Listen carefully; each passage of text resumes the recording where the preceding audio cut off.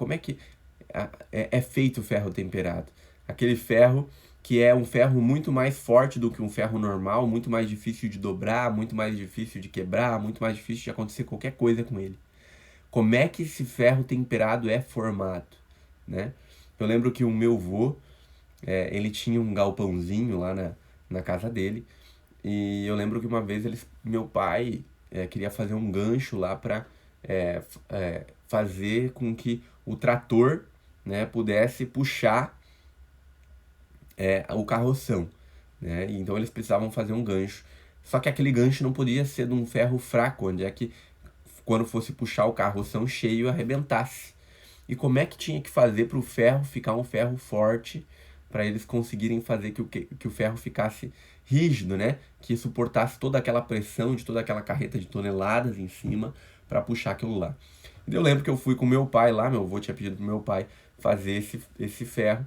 Eu fui com meu pai e naquele dia eu conheci o que era uma forja, né? Era um lugar, pelo menos é aquilo que eu aprendi como forja, posso estar errado, né?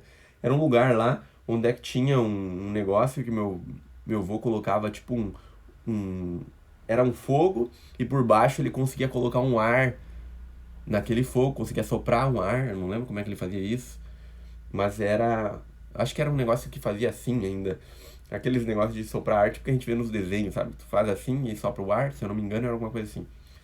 E daí soprava o ar naquele fogo. E o mais interessante é que aquilo lá pegava um fogo muito forte, assim, muito sei lá, uma chama muito forte. Então colocava o ferro naquele fogo lá e começava a soprar o ar, soprar o ar, soprar o ar, soprar o ar, soprar o ar. E aquele ferro começava então a, digamos assim, ficar numa forma diferente, ele começava a se transformar. Eu lembro que aquele ferro ficou todo laranja, laranja, laranja, quase que derretendo assim. O ferro ficando todo laranja, até fiquei com medo assim de ficar perto daquilo lá, porque eu não sabia o que ia acontecer. Então, aquele ferro começou a ficar todo laranja, e depois daquele ferro todo laranja, quase que não era mais ferro, quase que era fogo puro, quase estava se transformando em fogo. Meu pai tirou aquele ferro e na hora ele colocou num balde cheio de água com gelo, né? Num balde cheio de água com gelo. E naquela hora assim, tá aquela água toda, né, saindo, aquele vapor todo saindo. E por que aconteceu isso, gente? Por que foi feito desse jeito?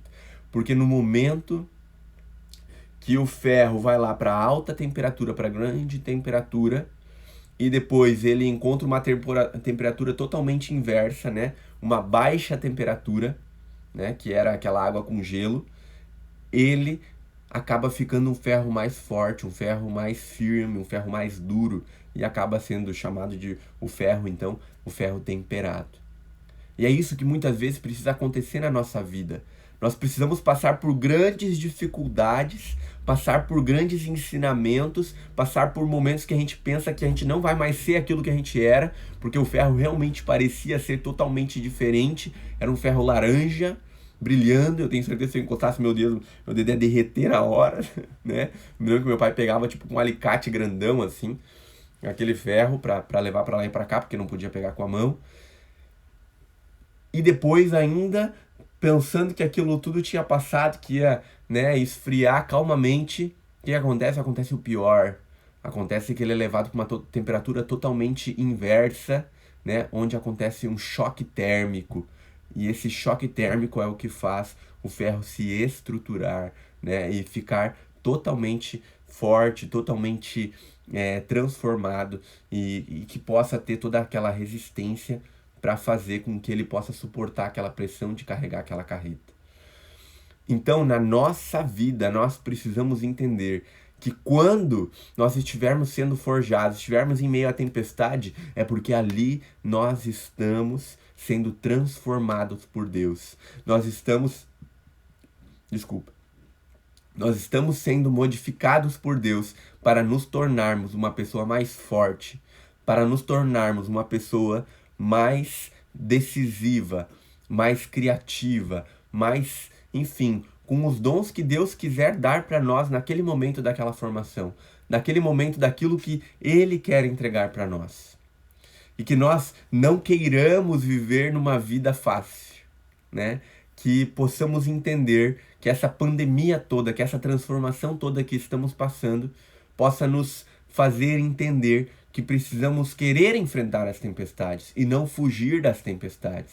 Que quando encontremos uma pedra no caminho, assim como dizem várias pessoas que falam da pedra no caminho, que possamos então enfrentar essa pedra, pegar dessa pedra e fazer um muro, pegar essa pedra e fazer uma fortaleza e usar essas atitudes, essas consequências, essas coisas que acontecem na nossa vida para transformar a nossa vida numa vida melhor.